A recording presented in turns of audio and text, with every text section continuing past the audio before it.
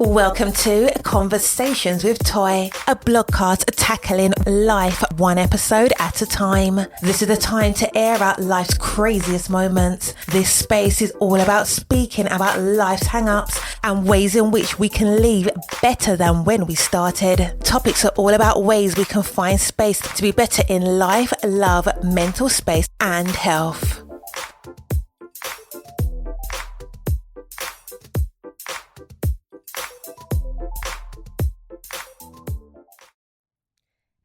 Happy Friday. I hope that you have had the absolutely amazing week. It is definitely a Friday. And yes, we don't live for Fridays, but we can't expect to say that we're not happy to see them come. But it has been a week. You already know that. If this is your first time, hello. Hi, how are you? My name is Toy. I'm the podcaster. I am also a content creator, blogger, freelance writer. What else? So many different hats, but the hats that I love the most is being a wife and mother of 3 amazing children. And again, I honestly believe that nothing just happens by accident. So if you are here, somehow it was meant for you to be here. And I hope that's something that you listen to on this podcast, whether it be today's episode, which is going to be a good one, or if it's another one. We have about, 13 seasons? Yes, we do. And that means we have so many episodes. So there should be something that resonates with you on this podcast. I'm going to always talk about anything that deals with the mental health wellness space. So that means how we interact with other people regarding our mental health, how we can become better with ourselves, how we can be just better citizens, right? Because that really is all in a nutshell what we're here for. So without any further ado, thank you for tuning in to Conversations with Toy. I'm so grateful to have you here in this space to listen to all the things that must or have gone on for the week. Now, before I get into a lot of things that are becoming extremely heavy for this episode, and I want to give a trigger warning because I feel like we may need it. It's not too serious, but we may need it. Let's talk about some things. This week, people have really lost it. They have truly, truly lost it. But let's talk about some good things. I've had a great week. I cannot complain. As a content creator, I get invited to a lot of amazing events. And I really, even though I have cut back now, I don't know, maybe this is your first time listening, so you're like, cutting back? What is she talking about? Listen, getting invited to a lot of events is a beautiful thing. But getting invited to a lot of events and then having to create content for these events, even though you're not obligated to do so, it's something that you love to do because this is what you do. It can become very strenuous. It can be overwhelming. It could be a lot of things. So I just want to stress for those who want to get into this content creating world or content creative space, love what you do what you love, but also know that you have to put some boundaries in place. So in 2025, I made a very conscious decision to make sure that I do things more for myself. Like, how can I, pour more into my family? How can I pour more into myself? Made this declaration and have been sticking by it. So interesting thing about it was it kind of happened almost at the end of 2024, maybe the last few months of the year, because any content creator knows that the full year for me, because this is what I do, is a lot. I have a lot of campaigns, and if you don't know what a campaign is, that's when companies or organizations, they tap you into making content for them, whether it's UGC, which means things that do not show up on my social media that may show up on other people's social media. So if you saw me in some videos where I was talking about, pregnancy or children, yes, it was me. No, I'm not pregnant. But the point of it is to make content for other people's organizations and put them on their content on their space, not your own, right? That could be from an unboxing, anything. So I do that, but then there's the content that I do on my page. That means that I'm either reviewing it, showcasing it, whatever the case may be, incorporating somehow in my own personal life. And let me just be honest with you, I don't do anything or showcase anything that I have not yet tried. I have made a very fervent stand. Like, I'm not playing games. I'm not just putting and posting a bunch of products on my page. If I have not tried it, I have not given it a go-to, it doesn't get my stamp of approval, it doesn't go on the page. And what I appreciate, because I feel like that standard has been set from the very beginning, even before, let me say this again, even before I began to get what's called brand deals, I made that very clear distinction, and it has followed because I've had people that will reach out and say, is this something that you can try? And then if you like it, you're not obligated to tell anybody, but if you like it, can you share it? Okay, yes, sometimes I could do that. Or if you like it, can we talk about a collaboration? Yes, let's do that. So I've been very clear about that. Then again, just with all these different mixes of different types of content that I do, and I also help people with their social media as well, is the point of me saying to myself, what is more important? Like, what's important to me? How can I incorporate more self care, more mental health awareness for myself? Meaning, I know what it is, how I get when I hit a trigger, meaning something has caused me to feel a certain way about myself or the things around me. So, what can I do to control those quote unquote triggers? How can I help myself through them? What are some of the tools that I need in my handy bag of life so that I can be my best version of myself? And so, because of that, 2024, I said, I'm going to do what it resonates with me, yes. But then the other part of that is also cutting back, because what I was noticing was that although I was doing things that I love, and although I was doing things and getting invited to stuff, my pure creativity, I have so many wonderful ideas. And you may be sitting here to yourself and saying, you know what, I have so many wonderful ideas too. But if you're not able to bring those ideas to life because all you're doing is going to events and you're drinking the drinks and you're eating the food and you're having a great time, but you're also stagnating your creativity, then you need to take a note of that and then make some harsh decisions. And so in 2024, at the middle of 2024, I made that decision, right? So let's fast forward. We're in 2025 now, halfway through the year, and I've been very clear on that. Now, I can't guarantee that the results that I am receiving is going to be the same results that you have, but let me just say what has also happened.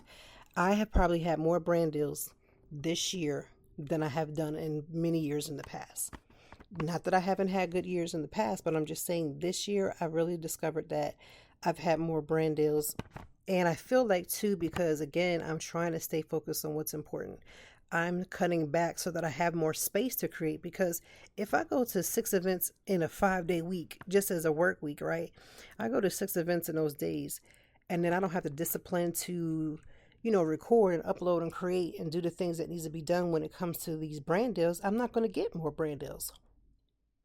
So I said, let's go to a few things. Let's cut some time out. I have been intentionally placing 1 day a week onto my schedule where I don't go anywhere. And listen, let me tell you, Linda, I have enjoyed those times because it's allowing me to, again, assess how often am I working with people and how often am I working with particular PRs, especially like here in the city. Like, how often am I working with them? Is it worth it? What can I do? What can I cut out? What can I add in? And it's been working. Please don't let anyone tell you that if you start to cut back, that means that you'll be taken off the list. I'm not even going to act like I probably haven't been taken off of a few lists. But here's the beautiful part of it. If you go to my Instagram and all my other social media, could you even tell that I was? Could you even tell? There are times when I notice it just when like certain events happen and you find out like, majority of your friends go and you haven't gotten there. And I think I've experienced FOMO one time and I felt convicted. The second I did, like I had this extreme desire, like, oh my God, I can't believe this. Look what happened. You set your standard and then here you go. This is the quick lesson that God gave me. If it's something that's for you, it's going to be for you. So there was an event and I didn't get to go to the event because I believe in my heart of hearts that I have been taken off that list or demoted off that list, or however it goes. Because a lot of PRs, especially here in Philadelphia, they have tiers of like their invitations. They have their top tier, they have their A list, their C list, their B list. They have all these things, right? So I believe that was either taken off or demoted. And in the midst of doing that, again, I felt there was just this one event that's created so much buzz. It looked amazingly fun. Just about all my content creator friends were there, and I was just feeling some type of way. Now, amazingly, not even a month after that, I got invited to an event at the same place. Same place. But at this event was a much smaller event, which means that I was able to have the same perks that everybody had at the larger event. It was more intimate, but I actually was able to enjoy it more because of the one thing that everybody kept saying while they were at this other event at the same location was that it was so crowded. They didn't even get to see certain things. And when I went to do my content was purely clean. And what do I mean by clean content? you're never going to be really in too many spaces where you have nobody in the arena, you have nobody where you're at. But where I was at, because it was less people, my content was clean. I was able to get stuff and see things that people were like, oh, I didn't even know it was there. I didn't notice that when I went the last time because it was so crowded. If something is wall to wall, then yeah, it makes sense that, things will happen the way you didn't notice something, you didn't see something, things just went the way they went. But when I went through another invite, I didn't miss anything. If anything, I gained. I was able to take in the event and actually have a good time. And yes, although I had to create content, a lot of times, which let me just say for those who are not content creators, it is work. Oftentimes, I'm not able to fully enjoy it, but I was able to fully enjoy it. And I love that for me. So again, I had to remind myself that yes, you can experience FOMO, but then it's like, if it's something that's for you, nobody can stop you. Like one PR not inviting me to an event didn't stop me from experiencing this particular place. I was able to enjoy it. I was able to bring my husband. We were able to have a great date night that night, and it was great. And I love that for us because, again, you can't stop. Nobody can block anything. Nobody's going to be able to block. So that's one part. Part two of all the things is that I've noticed this week is that, again, being intentional about my events, I was able to go to the community event of North Broad Renaissance. And I have been working with North Broad for about a couple months. And just like helping them, they have an amazing app that you can use if you're here in Philly on North Broad that can kind of highlight some of the very historic spots that is on North Broad and North Philly in general. Now, I know sometimes people think that Philly gets a bad rep because of the atmosphere, but there's a lot of history. There's a lot of history that can happen, and you get to learn while you're or just happen to be on North Broad. Open the app, you can use it. I'll put the app in the link in bio, and I said link in bio. See, content creation in my head in the show notes so that you can experience it for yourself. So if you're ever here in Philly, or if you are a Philadelphia resident and you happen to be on North Broad, or you happen to be in North Philly, you can open the app, learn a little bit about what's happening around you, play games. It's very interactive, very, very interactive. And a little birdie told me, I do have the inside scoop. They will be also giving prizes for certain things. And let me just tell you, prizes be good. These prizes are going to be good. So if you're here in the Philadelphia area, make sure you give it a try. So this week, again, doing the things that I love, loving the things that I do, but also putting some checks and balances in. Now, I've been on my little TikTok, which is the clock app, as I sometimes call it. And on the TikTok app, I love to just listen to see what's happening. Like, what's going on? What's the beat? What's the tea? And this week, y'all took the T to another level. So we have now the T app. The T app was created so that women who needed to know about somebody that they were going to potentially date, the red flags that may have happened in certain relationships, they can learn. So that means, let's say I'm going out with Johnny. First of all, let's be clear. I'm a happily married woman. This is an example. So I'm going out with Johnny, and I don't know too much about Johnny. Me and Johnny's going on a first, second, or third date. I go onto the T app. I can look up Johnny. It'll tell me, hey, has Johnny been abusive in a relationship? Has Johnny been one not wrapping things up and handing out STDs, STIs? Is Johnny the type of person that loses his temper?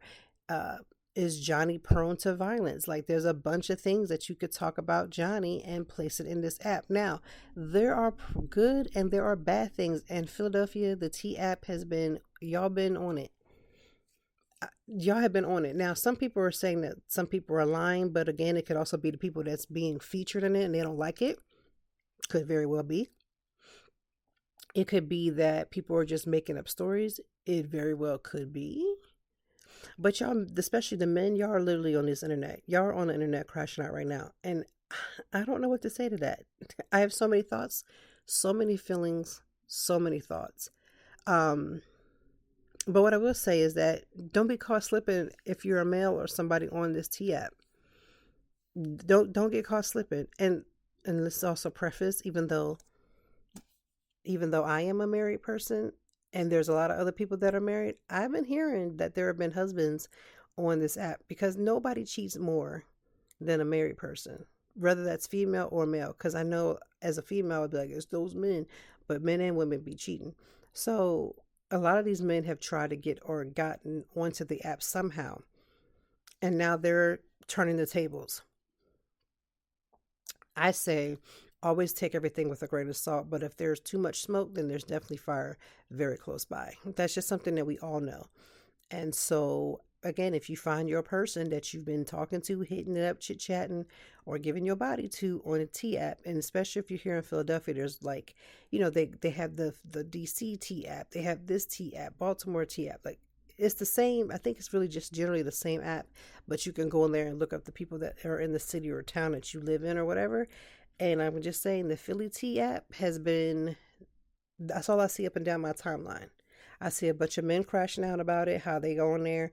I saw one guy, he was so bold, and I don't even know the screen name. I don't know if it was satire.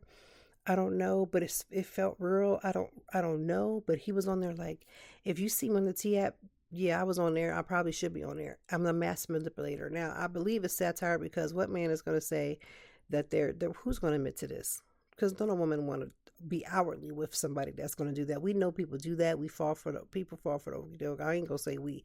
People fall for the okie doke every day. But he was very bold in whatever he was saying. So in my heart of hearts, I pray that it was just satire. But nonetheless, y'all have had that T app in a chokehold for this week on that clock app. Y'all can't stop talking about it. Y'all have brought that foolishness from the TikTok to the Instagram. I opened up my Instagram yesterday and they were talking about it. And I was like, oh my God. Honestly, I thought when I saw it the first time, people just talking about it, that it was some type of weird fluke. But then now everybody's in here crashing out about it. So do yourself a favor. Here's a rule of thumb. You don't want to be on the T app. Somebody could just disagree with the way you do things. But if you don't want to be on the T app, hey, how about you act right? How about you treat people right? Treat everybody right as if this was like your one, right? Treat everybody right with the most decency and respect.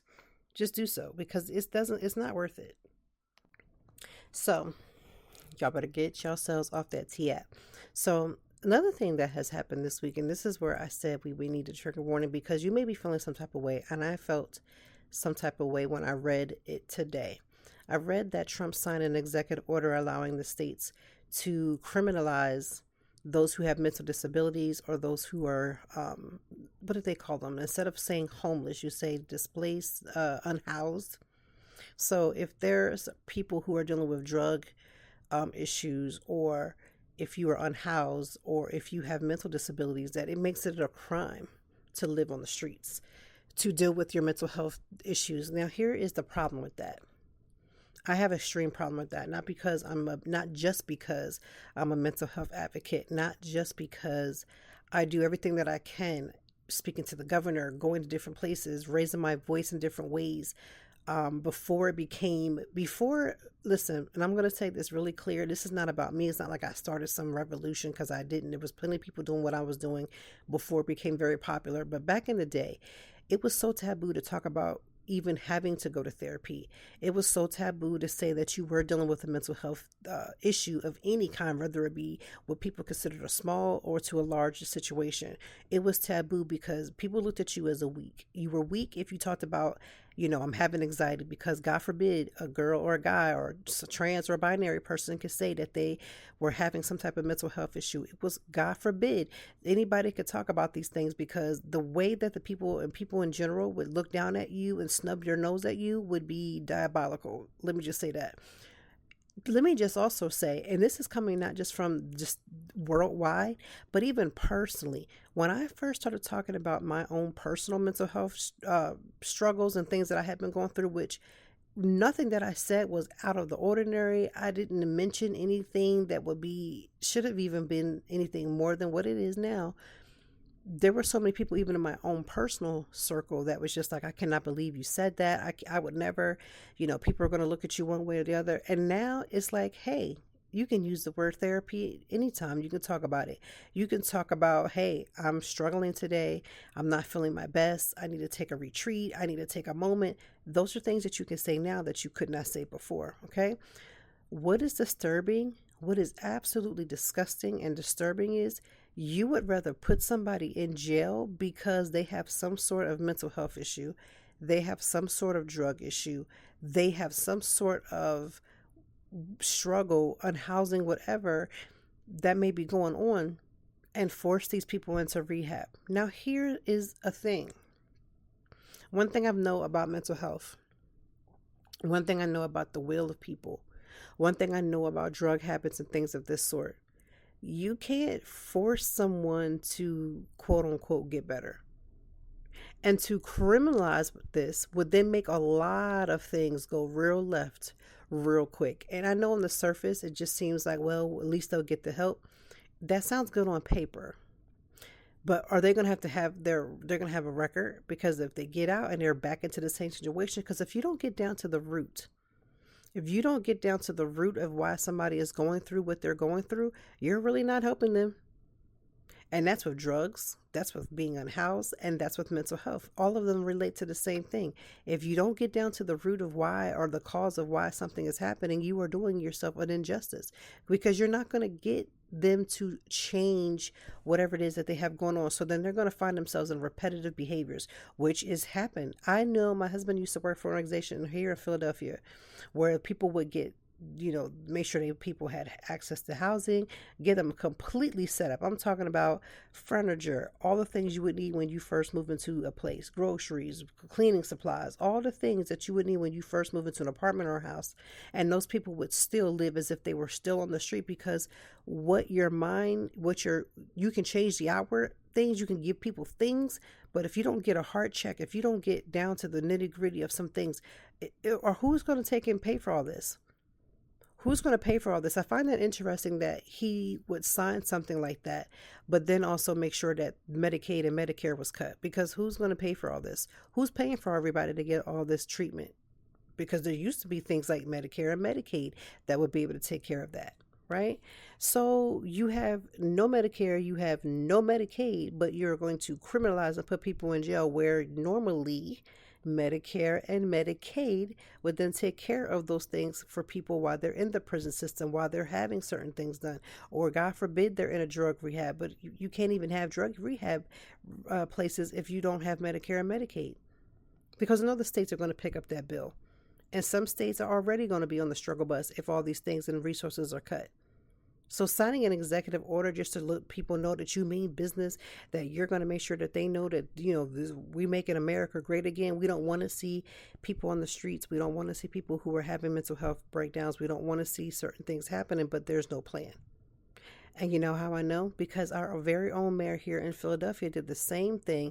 And there has been, a few people that have died that have been in these quote unquote facilities. And I don't always get down to Kensington, which is like one of the biggest drug places here in Philadelphia, because I don't have a reason to be on that side of Philadelphia. But these last 2 weeks, I want to say, I've had 2 events that have been literally blocks away from Kensington. And so as I'm leaving these places, I can literally see the droves of people. And when I say droves of people, I mean every bit of what I say. Droves of people who are unhoused, droves of people who have mental health issues, droves of people who are on drugs. So you mean to tell me you're going to do the same thing that Mayor Sherelle Parker has done and has not produced a lot of folks getting themselves cleaned up together and doing what they're supposed to do? A lot of them have left those situations, been put into these different rehabs and places, and have found themselves back on the street. And that now it's clicking for me that she had already started doing that, because we've been hearing here in Philadelphia that she's aligning herself with a few of the things and ways that he's going to be doing things. So it doesn't surprise me at all. But these things are already being done in the city. We're not even talking about statewide. We're not talking about federal. We're talking about just in the city, and it has not worked. It hasn't worked. Because again, one thing I know for a fact, your body can't do what your mind holds you back from.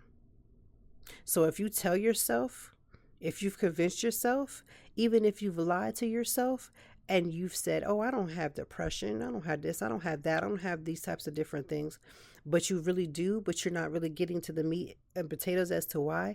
It could be a lot of things. There are a lot of reasons why people are outside in the streets, unhoused, with their mental issues, or they may have drug issues and all these different things. A lot of it probably stems from their childhood. I am a firm believer that your childhood will play a huge part of how you move in this world. It does. It does affect how you move in this world, because you don't have to have the perfect childhood, but you definitely need to have a lot of different aspects solid. Having parents in the home solid. Having certain situations. Now, let me be honest. There's a lot of things that you're supposed to have that many of us don't have.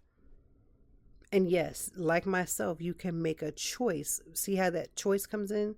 You have to make a choice. You have to get that mind together to believe and to move past those doubts when it comes up, because if you think it won't, it will. My own mother was on drugs for about 17 or so years and has always told her story about it. How do you think I even knew about it? It's not like it was a shock and I found out when I became an adult. I remember her telling this story when I was a kid. But there was things going on in her life. There's things that I know about that has happened in her life from things that she has shared, but there's things that she probably has never told nobody but God that she's experienced and seen in her life that would cause her to be not in her right mind at points, or cause her to be all messed up on drugs and not thinking straight, not making good decisions. These are all things that could happen to any of us. My mother ain't, in the gutter most just because she did those things. And anybody who has those situations don't make them lower than anybody else. And this is why there was a story here in Philadelphia where there was this man literally going around and beating the crap out of people who were unhoused. Do you know how much your mental health has to be in complete shambles for you to get to the point that you have left whatever securities you have, or the securities have been taken from you, and you have no other choice but to sleep and lay on the street? There is nothing safe about that. Your safety as a person is always in question. Your mental health of saying, God, what did I do? What could I have done to bring me to this point? And you may be in your body experiencing these thoughts, but have no other way of getting around that. I can't even begin to imagine the mental health struggles that somebody could be going through, because to live on the streets, to feel like you have no other resources, no other where to go, nobody to assist, nobody to help you, that feels absolutely, has to feel alone, scary, and unmanageable. So when I see that Trump has signed this declaration to make sure that now states have the ability to criminalize people who are experiencing these things, my heart breaks. Because they're already in a world where they feel alone, or they've made very limited friends of people on the streets. Because, making friends with people on the streets ain't really a real friendship, because people will still kill and destroy just to get what they want when it conveniences them. So it's not safe. So now you're going to be treated like a criminal because you had nowhere to lay your head at night. You're going to be treated like a criminal because you're dealing with schizophrenia that's telling you to go do things you wouldn't even do if you was all right. If your mind was together, if you had it all right, your mind wouldn't tell you to do or say and be in certain places, but you're there because you are struggling. There's some type of mental health defect that's going on in your mind that is not making it clear for you to make good decisions, to be in good company. You might be dealing with, all kinds of different disorders, and now it's making it criminal. Criminal? Somebody please, just, humanity has been in question for years. And I mean, literally for years.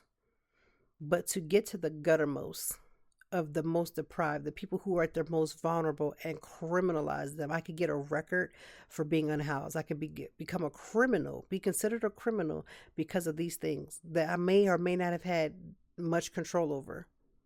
And yes, I know there are things that we do that, regardless of the things that we have going on the inside of us, we make choices every single day. And yes, choices do come with consequences. Nobody is disputing that. But let's not forget the part of humanity that should always come into play. I tell my kids all the time, don't you never, ever in life look down at somebody because they don't have the resources that you have every single day and you take advantage of.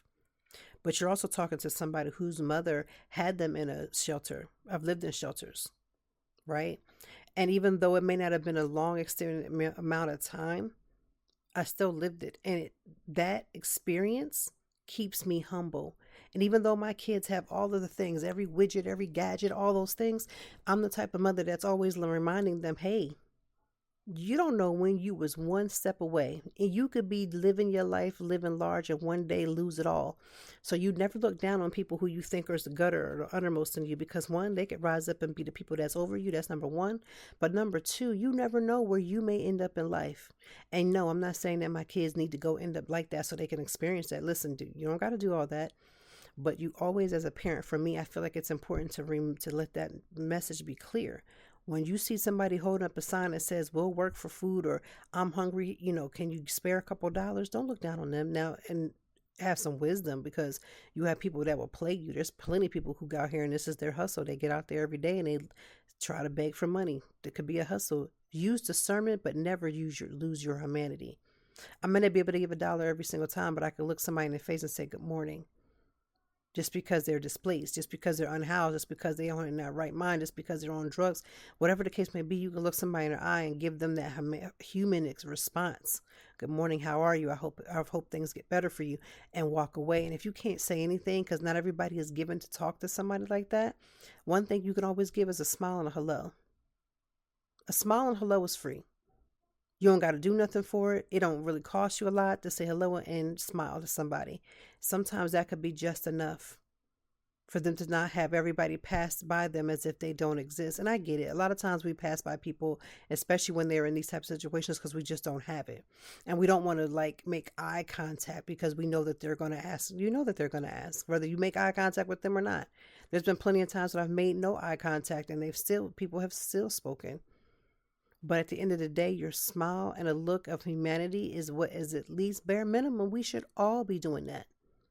But to sign an executive order that's allowing the states to come and make this criminal is absolutely crazy to me. Crazy to me. And sometimes you can't help everybody. Meaning you may do all the things correctly right or completely right, and they still make a decisions and choices that don't align with whatever's going to make them healthier, whatever's going to make them more sound, whatever's going to make them become whatever they're supposed to be. We 100% understand that. But what is also locking them up? What to do if you don't have resources in play?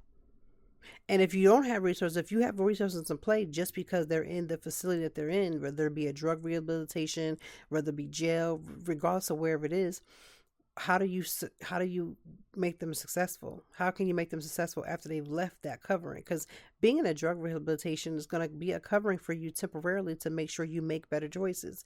If you're in there, it's because you said, okay, I want to get better. You go in and then they do all the things that they can to try to level you out and make sure that you have whatever. But what happens after that? What's the tools? What's that look like?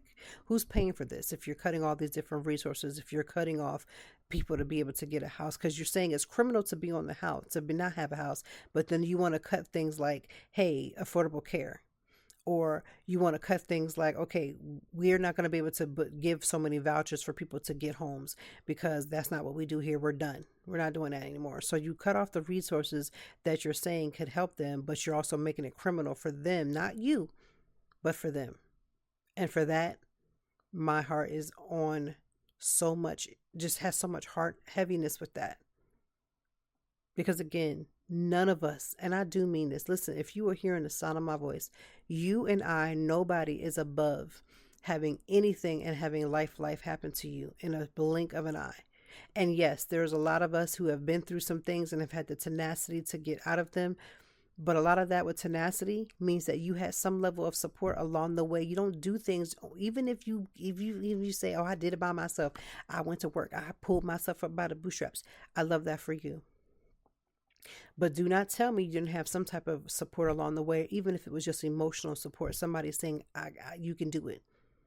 And I'm going to be honest, even some of the negative things that pushes you towards becoming better is still a level of support. Maybe not the best support, but a support system nonetheless. So I get it. We look at people and they stink. They do this and do that. Listen, none of that changes the fact that they're in the midst of all of the things that you can see or the things you think you know about a person. They're still a human being inside of them. Someone who is worthy of respect, that should be considered a human being instead of a piece of property.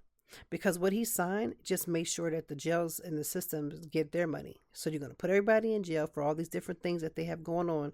And now you've put money into these private jails and these public jails and all these other different things. And so now that's thriving.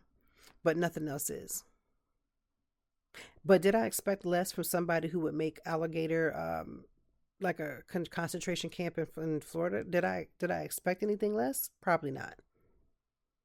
But it doesn't change how wrong that is. It doesn't change it at all. As we talk about mental health and we talk about wellness, we talk about these things that are happening around us every single day. When we talk about these things that are happening on the inside of ourselves, I also want to talk about the wins. Some of the wins that I've experienced this week is, again, making sure that I keep that calendar clear of having at least one day a week that is up to me to do whatever it is that I want to do, especially in my evening hours. And this is what I'm usually talking about. My daytime hours is full of things that have to get done. It's the emails, it's the content creation, it's the meetings, all those things is already set for me. But when it comes to my evening, when it comes to that relaxation time, when it comes to that breakdown of the nighttime where you get to rejuvenate or fall asleep on the couch or whatever it is that you choose to do, what is it that I'm doing with my time that will solidify that I have that time for myself? And again, one of the wins that I have been doing is keeping that one day at least. Trying to get two, but right now I have the one day where either I'm doing my therapy, which is how I in my very end of the night, or that I'm just having that relaxation time. That's a win. Because many of us are complaining and saying things like, I don't have enough time. I don't have the time to do this. I don't have the time to do that. Here's where I need you to fix that. Instead of saying I don't have enough time, what can you do to change your schedule? I know some things are out of our control, so we kind of move around it. But where's your checks and balances at? Put them in there. Say no. A lot of times I'm almost 95% strong to say. A lot of times it's because we don't have checks and balances. A lot of times it's we say yes more than we should be, and we should be saying a lot more no's.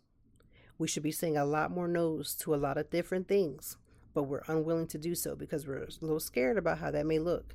I need you to understand it. It's okay to look bad. It's okay to look off. It's okay to do a lot of things, because what you need to do and what you need for yourself, especially when it comes to how you take care of you need to ignite it. Ignite it like a flame.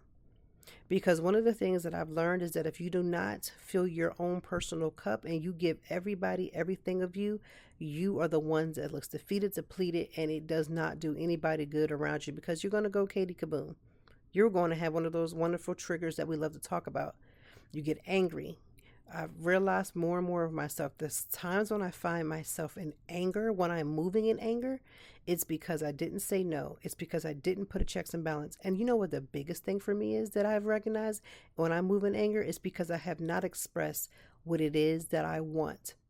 I probably have complained about the things that shouldn't have been done, but I have not explained what it is that I want. So what does that look like? My kids come home and they're done with camp or whatever they have going on.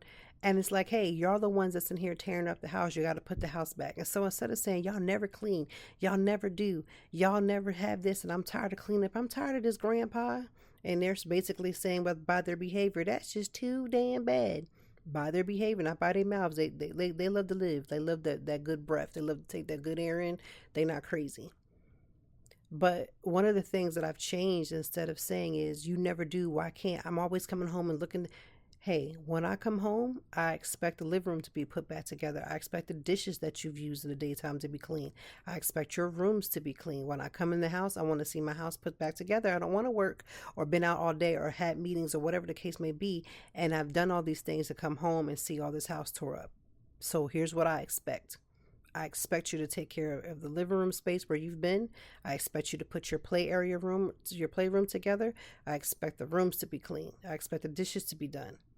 That is my expectations. So now we move away from screaming and hollering about what they don't do and putting it into perspective of, this is what I need you to do. And these are my expectations. If these expectations are not met, it will be met with a consequence. Because now we're being clear. We're being clear. I still need some work on some, how I express, but at least the standard is being set. Conversations are being had. Sometimes if I'm out and about, I'll text and say, I'm on my way home, and you know what my expectations are. Do we need to go over them again? They usually respond, no. Come in or wherever I'm at, and it's done.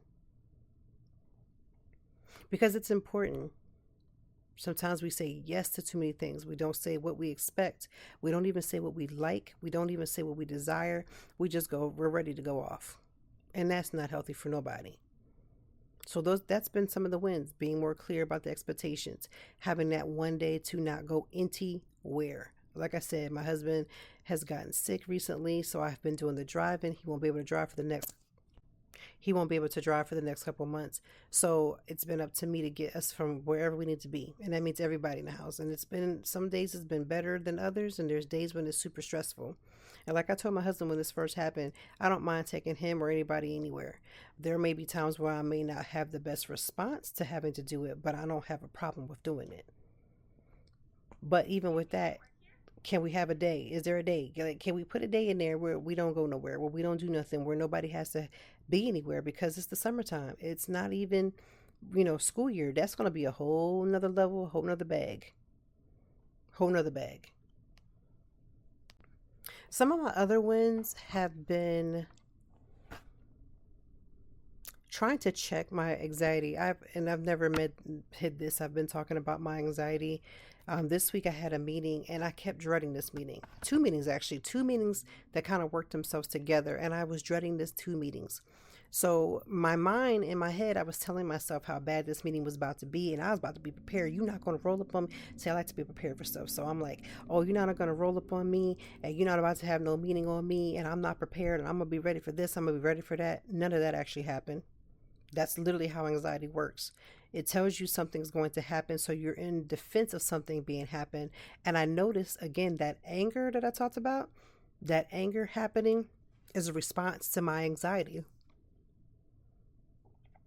Because I feel like somebody's gonna not necessarily set me up, but I'm not gonna be quote unquote prepared for something. So you over prepare, you overthink about what the consequences are gonna be.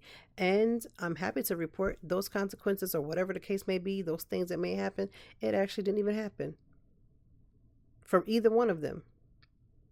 But that flight or fight kicks in. When my anxiety increases, my fight or flight kicks in, and trust me, that ain't good for nobody. Literally for no one. And so that's what I experienced this week.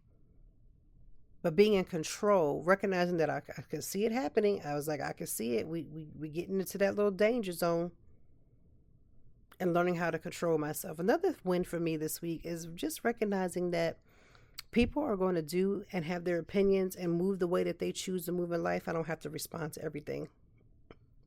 I can have an opinion about all, but I don't have to respond to a lot. I can have an opinion about all, but not respond to a lot. And in that, I recognize the maturity. The maturity of saying, not my monkey, not my fight. Or seeing things happen and be like, you know what, this doesn't raise a red flag for me to go off. I'm not ready to burn the hatches down for this. Or recognizing that I'm so comfortable not being in spaces that I'm choosing not to be in. Not being in spaces that I am choosing to not be in. And then seeing how people react and their crash out because I'm not in that space, let me know everything I needed to know. But here's the beautiful part. We say, everything I needed to know, but it's stuff that you already knew before you went into it. 95% of us be knowing stuff that's going to happen. We know the responses that we're going to get. We know how things are going to unfold, but then we get this confirmation and we say, let me know everything I needed to know. No, it just confirmed everything you already knew. You already knew. Nothing happened that was out of the ordinary. Everything that happened was already going to happen. All it was a confirmation. It didn't change. It wasn't a new awakening. It wasn't a new opening. It wasn't something that newly happened. You knew that it was going to happen. It just was a confirmation. So those are my wins for the week. And they're not the wins of like, ooh, I went to the gym 17 times this week. No, I ain't even been. I ain't even going to sit here and lie. I'm going to get back on it together. I actually have a cycling class on Sunday, so that's going to pose me to get my life together. That's going to push me to, girl, do better. It has no choice but to push me to that level, because cycling class is not for the weak. I've taken several of them, and every time I've taken them, I have been fighting for my life, and I don't anticipate that this is going to be any less different. It's going to be the same, right? So with that all being said and done, I'm super grateful for this week. I'm grateful for the lessons. I'm grateful for the things that I have yet to work on. I'm working on a lot of my responses. I want to shout out my oldest daughter, who really has been just doing what she needs to do and just taking the responsibility as a young lady And I'm grateful for my husband and I for putting certain things in practices. And it doesn't mean that we're like these perfect parents that just have these perfect kids. I am not perfect. My husband is not perfect. My children are not perfect. But what I have always explained to my kids, as long as you get yourself back up, even if you fail and fall 20, 11 times, get back up. Because you can look at somebody and they look like they've never fallen, but you don't know what they're going through.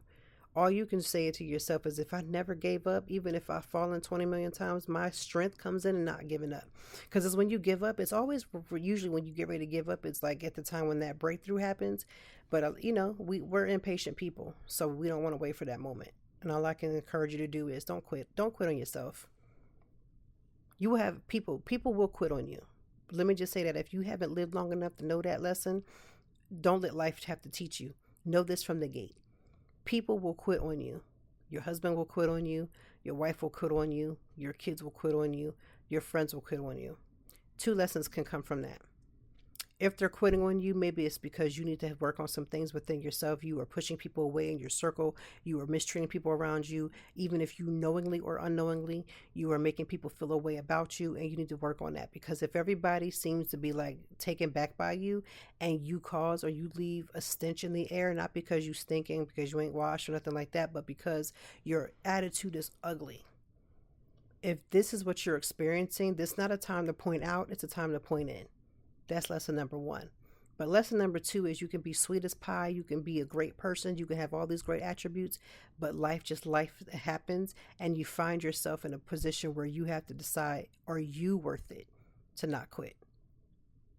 Now, a lot of times we feel like we're not. We focus on the things that we could have done better. We focus on the things in our million ones mistakes and tell ourselves this is probably a payment or something that we've gotten because of something that we've done. But let me just encourage you. You are worth everything that you think you don't deserve, because you do deserve it. It's your mind telling you that you don't. It's your letting your head tell you that your mistakes are costing you everything. And can you lose things in life because of your mistakes or some consequences you have? Yes, but they're not supposed to last forever. You can make mistakes 20 years ago and you can still be a better person for it, even if the people around you don't believe it. You're not here to convince them. You got to know it. Okay, so with this weekend, unfortunately here in Philadelphia, it's going to be a wet, soggy weekend. What I'm seeing, it's going to be a wet, soggy weekend. With today, what are the national holidays for today? Let's see. It is National Hot Fudge Sundae Day. Yeah, it is National Hot Fudge Sunday, which, a lot of us, I won't say everybody likes National Hot Fudge Sunday, but, I do. Today is also National Wine and Cheese Day, Hire a Veteran Day. We got to support our veterans. Get Gnarly Day. That's weird. System Administrator Appreciation Day. Talk in an Elevator Day. That means talk to the people around you. Simple hello, how are you? National Thread the Needle Day and National Merry-Go-Round Day. So those are the national holidays for today. I'm going to try to do better at telling you what those national holidays are, at least on Fridays. It's going to be a soggy weekend here in Philadelphia. Rain on and off. I think there's going to be some periods where it may not be rain. Find an activity that you can do, something that you can do and have fun with the people that are around you, the people that you love, and just enjoy people's presence. What else do I want to encourage you for this weekend? Hey, with the rain comes different rainy activities, such as reading a book. If you enjoyed The Best Man, either The Best Man movie or The Best Man holiday, there's the book. And that is all. Unfinished Business by Jane Allen and Michael D. Lee. And it's an amazing read. Now, again, I know I'm a little biased because we are going to have Jane Allen on the podcast to talk about this book. But in the midst of all of these different things, it's a good read. So I'm encouraging you to add that to your book. If you can get this book, buy this book and support Black-owned bookstores, do so. I bought mine from Reparations Club, and first of all, they did a great job of sending out the book. You ever pre-order something and you're like waiting and waiting and waiting? Before I even remembered, I saw something online. It was like the book is out, and before I could be like, oh my gosh, where's my book? It was in the mailbox. It was on the mailbox. I had pre-ordered this book, and I ordered a pre-copy where I got the signature, Jane Allen and Malcolm D. Lee to sign it. I love those types of copies. So just add that to your book. Add that to your book list for the summer. Read it. Listen to a podcast. Feel this, send this out to your friends, let them know this podcast is here. And listen, if you enjoyed it, review this on whatever apparatus, if it, Apple Podcasts, Good Pods, wherever you're listening this to, do a review. Tell somebody about it, send this out to somebody else so they can listen to it, because we may need to be encouraged for more wins of this for your next week. Also, get organized. I know Sunday Fun Day is Sunday Fun Day, but take a couple minutes to set your week out right. What can you write down? People who write down their things to do for the day, people who write down what their goals are for the day are more successful because you're more focused. And I know we're still in our summertime. We're running these streets. I'm running these streets too. But you can still write down some things. You still got things to do in the summertime. Summertime does not stop you or absolve you from focus. It just makes you have a little bit more downtime. But downtime or not, write some things down. Get your week started right. Read the book. Meditate in the morning. Read your Bible for those who believe in being, or you're a Christian, you believe in reading your Bible. Read your Bible. Get you with one of them apps that can do your Bible study in the morning. Get devotion in the morning. Spend some time with the Lord. Pray. Focus on the things that you need to be focused on. Speak up for the things that are happening around in the world around you. Please don't let me be the only person saying something about this ridiculous signature of these things happening so that the states can have more power. Tell somebody else. Maybe they didn't know. We spend so much time scrolling on about the dumb stuff. I mean, I'm sitting here watching corgi dogs scooting their butt out the door, and people doing I got the new Bugatti, dragging their cats and other people down, in their rooms and things. And so if you can take the time to do that, you can take some time to spread the reality of the stuff that's going on. So I want you to have the most amazing weekend. I want you to have the most amazing week. Thank you for rocking out with me. This is season 13. This is episode number 2. We are talking about this unjustifiable new declaration that Trump has signed. We're talking about our wins. We're talking about ways in which we can recognize the things that we need as we talk about everything when it comes to mental health and wellness.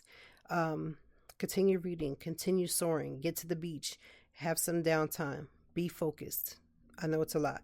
When you think about working out, drinking your water, minding your business, taking care of your family, doing the right things, taking care of your body, when you think about all those things, it's a lot to do. So if you're spending more time on other people's business and less time doing the things that I just mentioned, do something about that. Just flip it. Less time on other people, more time on the things that about the people that you have the power to change. And FYI, you have the power to change you. You are your biggest work. Okay? Have a good weekend, and I will talk with you next week on Conversations with Toy. Thank you as always for joining me. And I know that even in the deepest or joyful conversations, that there's something we can learn and apply. Until next time, I hope that you are doing better. If not, we will be back to talk some more and handle it. Peace to you and yours. Stay grounded.